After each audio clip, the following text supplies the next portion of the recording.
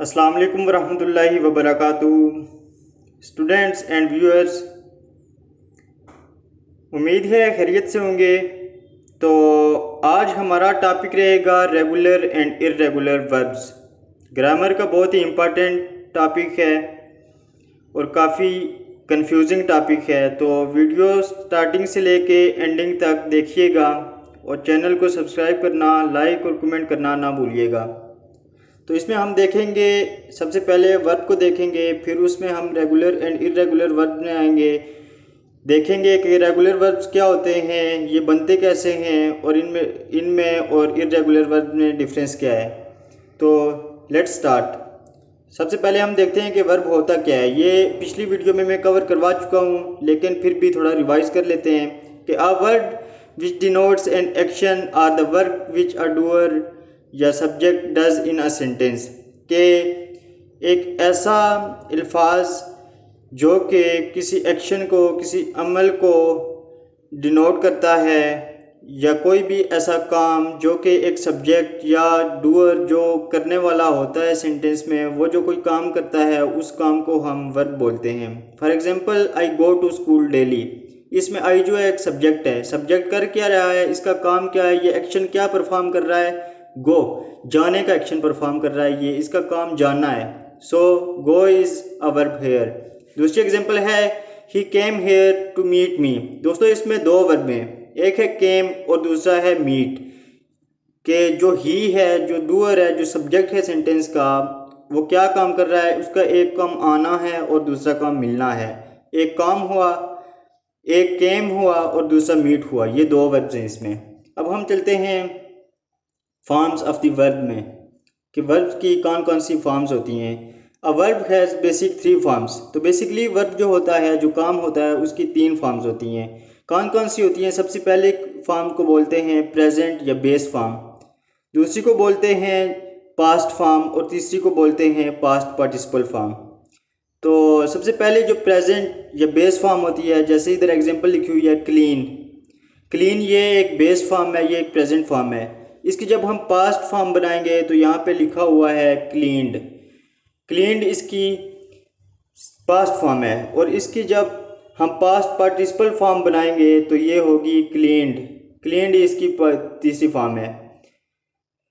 दोस्तों अब दूसरी एग्जांपल हम देखते हैं वॉच। प्रेजेंट फॉर्म जो वॉच की है, वो वॉच प्रेजेंट फॉर्म है, एक बेस फॉर्म है। इसकी जो सेकंड फॉर्म है वो है वॉच्ड, और इसकी जो थर्ड फॉर्म है, जो पास्ट पार्टिसिपल फॉर्म है, वो भी वॉच्ड ही है। आगे है फिर बाय। बाय की जो सबसे पहली फॉर्म है प्रेजेंट या बेस फॉर्म, वो बाय है। अब सेकंड पास्ट फॉर्म जो है वो बाट है, और तीसरी जो है पास्ट पार्टिसिपल फॉर्म वो है बाय। अब रन की देखते हैं। रन बेस फॉर्म रन है, पास्ट फॉर्म इसकी रेन है, और इसकी जो पास्ट पार्टिसिपल फॉर्म है वो रन है। अब हम आगे चलते हैं division of the verbs on the basis of its form. के जो वर्ब की जो डिवीजन होती है उसकी फॉर्म्स के लिहाज से वो कौन कौन सी डिवीजन होती है। तो on the basis of form a verb is divided into two forms. Form के लिहाज से वर्ब की जो तीन फॉर्म्स बताई हैं उनके लिहाज से एक जो वर्ब होता है उसकी आगे फर्दर ब्रांचेस होती हैं, उसको दो फॉर्म्स में डिवाइड किया गया है। एक होता है रेगुलर वर्ब और दूसरा होता है इर्रेगुलर वर्ब्स। अब हम इनको देखते हैं कि रेगुलर वर्ब्स होते क्या हैं और इर्रेगुलर वर्ब्स क्या होते हैं, और कुछ चीज़ें मज़ीद जानेंगे। तो रेगुलर वर्ब्स से स्टार्ट करते हैं। Regular verbs are those verbs which make second and third form by adding ed, d or ied। के जो रेगुलर वर्ब्स होते हैं ये ऐसे वर्ब्स होते हैं, ऐसा काम होता है, ये ऐसे एक्शन होते हैं जो कि दूसरी या तीसरी फॉर्म ed, d या ied ऐड करके बनाते हैं। जो एक बेस फॉर्म होता है, बेस फॉर्म होती है, या जो प्रेजेंट फॉर्म होती है, उसके साथ जब ई डी, डी या आई ई डी यू ऐड होता है तो वो फिर रेगुलर वर्ब बन जाते हैं। ये इसकी सिंपल सी डेफिनेशन थी। For understanding quickly regular verbs are divided into four groups. के मज़ीद अंडरस्टैंडिंग के लिए, आसानी से समझने के लिए, जो रेगुलर वर्ब्स होते हैं इनको चार ग्रुप्स में डिवाइड किया गया है। पहला है डी ग्रुप, दूसरा है ई डी ग्रुप, तीसरा है IED ग्रुप और चौथा है consonant plus vowel plus consonant group. तो इन ग्रुप्स को हम अलग अलग जानेंगे। तो आइए चलते हैं डी ग्रुप पे। Those verb which add D at the end to make second and third forms, कि ऐसे वर्ब्स जो कि दूसरी और तीसरी फॉर्म्स बनाने के लिए अपने साथ अपनी बेस फॉर्म के साथ डी का यूज़ करते हैं, डी को ऐड करते हैं, उनको हम डी ग्रुप में क्लासीफाई करते हैं। Its base forms end with the letter E. कोई भी ऐसा वर्ड, कोई भी ऐसा वर्ब, एक काम, एक्शन जो कि ई से एंड हो रहा है, जिसके एंडिंग वाला लेटर ई है, उसको हम डी ग्रुप में कैटेगराइज करेंगे और उसकी दूसरी और तीसरी फॉर्म जो है वो डी लगा के बनेगी। जैसे कि चेंज, चेंज का आखिरी लेटर क्या है? चेंज एक वर्ब है, इसका आखिरी लेटर है ई। ऊपर हमने बात किया कि जिन वर्ब के आखिर में ई आएगा उनकी दूसरी और तीसरी फॉर्म डी का एडिशन करके बनेगी। चेंज था, चेंज का आखिरी लेटर ई है, तो इसके साथ हम एंड पे डी ऐड करेंगे। चेंज से चेंज्ड हुआ दूसरी फॉर्म और तीसरी भी चेंज्ड। बस सिंपल हमने एंड पे जाके ई के बाद हमने डी का ऐड किया। इसी तरह ब्लेम है, ब्लेम भी ई से एंड हो रहा है, इसका आखिरी लेटर ई है, इसलिए इसके साथ भी हम डी लगाएंगे और तीसरी फॉर्म में भी हम डी लगाएंगे।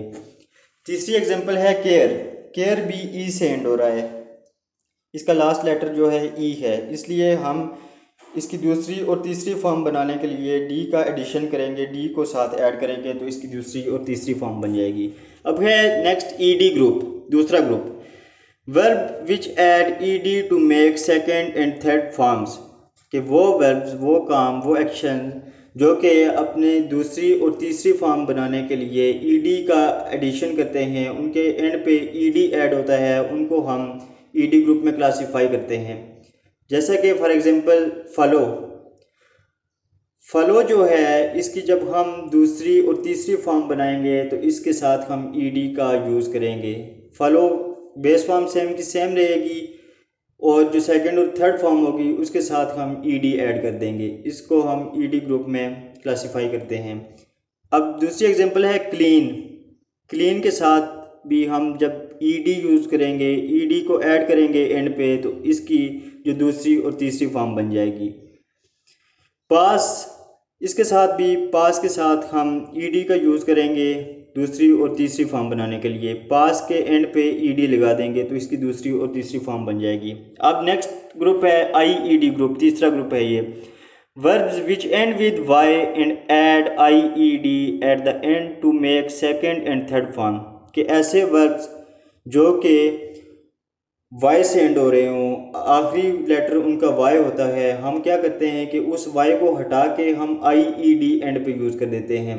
y को हटा के y की जगह हम लगा देते हैं ied। ये किस लिए लगाते हैं? उनकी दूसरी और तीसरी फॉर्म बनाने के लिए लगाते हैं। जैसे कॉपी एक वर्ड है, कॉपी का आखिरी लेटर क्या है? ये वाई से एंड हो रहा है, कॉपी, COPY, आखिरी लेटर इसका वाई है, हम वाई को हटाएंगे और IED लगा के इसकी दूसरी और तीसरी फॉर्म बना देंगे। इसी तरह नीचे एग्जांपल है ट्राई, अब ट्राई भी वाई के साथ एंड हो रहा है, TRY, आखिरी लेटर इसका वाई है, इसलिए हम वाई को हटाएंगे और IED इसके साथ लगा के दूसरी और तीसरी फॉर्म बना देंगे। अब नेक्स्ट है consonant plus vowel plus consonant group, verbs in which last three letters end with consonant plus vowel plus consonant and they make their second and third form by doubling the last consonant and adding ed। तो दोस्तों इस group में क्या होता है, consonant plus vowel plus consonant group में क्या होता है कि कोई भी वर्ब जो कि जिसके लास्ट वाले जो 3 लेटर्स होते हैं वो कॉन्सोनेंट, पहला जो तीसरे वाला होता है वो कॉन्सोनेंट होता है, चौथे वाला जो होता है वो वावल होता है और उसके आगे वाला लास्ट वाला जो होता है वो कॉन्सोनेंट होता है। तो इसको हम ये करते हैं कि इसकी जब हम सेकंड या थर्ड फॉर्म बनाते हैं तो आखिरी वाला जो कॉन्सोनेंट होता है उसके वो लेटर डबल कर देते हैं हम और साथ में ईडी यूज़ कर देते हैं। दो चीज़ें इसमें इंपॉर्टेंट है, एक तो लास्ट वाला जो कॉन्सोनेंट हुआ उसको डबल करेंगे और साथ में ईडी यूज़ कर देंगे तो दूसरी और तीसरी में फॉर्म बन जाएगी। जैसे कि एग्जांपल इधर दी गई है कि ट्रांसमिट, अब ट्रांसमिट के जो लास्ट वाले 3 लेटर हैं उन पे ध्यान दें, सिर्फ लास्ट वाले 3 पे। जो MIT लास्ट में MIT 3 लेटर्स जो हैं MIT हैं, इसमें M जो है कॉन्सोनेंट है, I वावल है और T भी कॉन्सोनेंट है। तो ये C+V+C ग्रुप में आता है, consonant plus vowel plus consonant, क्योंकि M कॉन्सोनेंट आ गया, I वावल आ गया और C भी कॉन्सोनेंट आ गया। तो इसके साथ हमने पढ़ा है कि ऐसे जो वर्ब्स होते हैं उनकी हम दूसरी और तीसरी फॉर्म जब बनाते हैं तो लास्ट वाला जो कॉन्सोनेंट होता है उसको हम डबल कर देते हैं। तो जो ट्रांसमिट का लास्ट वाला कॉन्सोनेंट कौन सा है? टी है, तो इसको हम डबल करेंगे, टी को 2 बार लिखेंगे ट्रांसमिट, और साथ में हमने ऊपर ये भी पढ़ा है कि ईडी भी लगाएंगे साथ, एक तो डबल लेटर दूसरा ईडी लगाएंगे, तो ट्रांसमिट से ट्रांसमिटेड और ट्रांसमिटेड दूसरी और तीसरी फॉर्म बन गई। इसी तरह ड्राप के जो लास्ट वाले 3 लेटर्स हैं उन पे ज़रा तवज्जो दीजिएगा। इसमें आर, ओ और पी। आर क्या है? कॉन्सोनेंट है, ओ वावल है और सी और जो पी है वो भी कॉन्सोनेंट है। तो ये भी C+V+C ग्रुप में आते हैं। इसका हम क्या करेंगे कि लास्ट वाला जो लेटर होगा उसको हम डबल करेंगे और साथ में ईडी ऐड कर देंगे, जैसे ड्राप, ड्राफ्ड और ड्राफ्ड। जो ड्राप था इसको पी को हमने डबल किया, डबल पी हो गया और साथ में ईडी ऐड किया, तो ये दूसरी और तीसरी फॉर्म बन गई। दोस्तों अब आता है irregular verbs, those verbs which don't make second and third form by adding D, ED, IED eight the and. कि ऐसे वर्ब्स जो अपनी दूसरी और तीसरी फॉर्म बनाने के लिए डी, ईडी और आईईडी का यूज़ नहीं करते, उनको हम इर्रेगुलर वर्ब कहते हैं। These verbs are also divided into 4 group. इन वर्ब को भी 4 ग्रुप्स में क्लासीफाई किया गया है। सबसे पहला ग्रुप होता है ग्रुप 1। इसमें क्या होता है? Verb which have all the 3 form same, कि ऐसा वर्ब जिसकी पहली, दूसरी और तीसरी तीनों फॉर्म सेम होंगी उसको हम ग्रुप 1 में क्लासीफाई करते हैं। जैसा कि फॉर एग्जांपल कट एक वर्ब है, ये एक बेस फॉर्म है, इसकी जब सेकंड फॉर्म वो भी कट ही है और थर्ड भी कट ही है, इसकी तीनों फॉर्म्स जो हैं ये सेम है। इसी तरह दूसरी एग्जांपल है बिड, ये एक वर्ब है, इसकी सेकंड फॉर्म जो है वो भी बिड है और थर्ड फॉर्म भी बिड ही है, तीनों फॉर्म सेम है। नेक्स्ट एग्जांपल है हमारे पास सेट। सेट भी एक वर्ब है, इसकी सेकंड फॉर्म भी वही सेट ही है और थर्ड फॉर्म भी सेट ही है, इसको हम ग्रुप 1 में डालते हैं। नेक्स्ट है group 2, verbs which have all the 3 forms different, कि एक ऐसा वर्ब जिसकी तीनों फॉर्म्स जो होंगी, पहली, दूसरी और तीसरी, वो डिफरेंट होंगी, कोई भी सेम फॉर्म नहीं होगी इसमें, इसको हम ग्रुप 2 में डालते हैं। जैसा कि एक वर्ड है गो, गो की दूसरी फॉर्म है वेंट और तीसरी है गॉन, गो, वेंट, गॉन। इसमें जो पहली फॉर्म है वो दूसरी से डिफरेंट है, दूसरी जो है वो पहली और तीसरी दोनों से डिफरेंट है। तो all the forms are different in this. दूसरी एग्जांपल है break, break, broke, broken. Break पहली फॉर्म है, ब्रोक दूसरी है और ब्रोकन तीसरी है। इसमें तीनों फॉर्म्स जो हैं ये डिफरेंट हैं, सेम नहीं है इनमें से कोई भी। राइट, रोट, रिटन, इसमें भी तीनों फॉर्म्स जो हैं डिफरेंट हैं। ग्रुप 3 में वो आते हैं verbs which have the same second and third form. Group 3 में हम उन ऐसे वर्ब्स को डालते हैं जिनकी दूसरी और तीसरी फॉर्म जो होती है वो सेम होती है।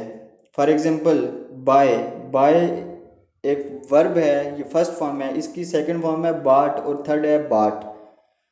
बाय, बाट, बाट, जो दूसरी और तीसरी बाट और बाट, ये दोनों फॉर्म सेम हैं, इसलिए ये ग्रुप 3 में आएंगे।